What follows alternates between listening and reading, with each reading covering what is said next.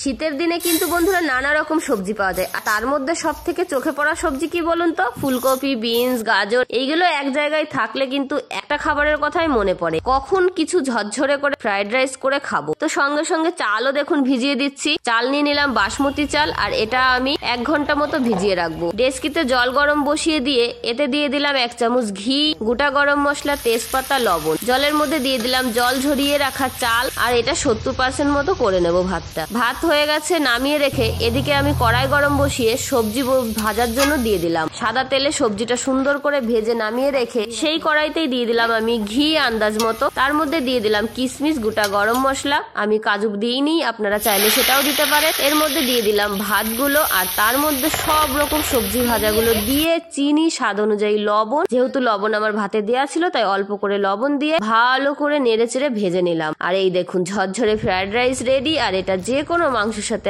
আপনাদের সকলের বলছি খুবই অসাধারণ লাগবে খেতে।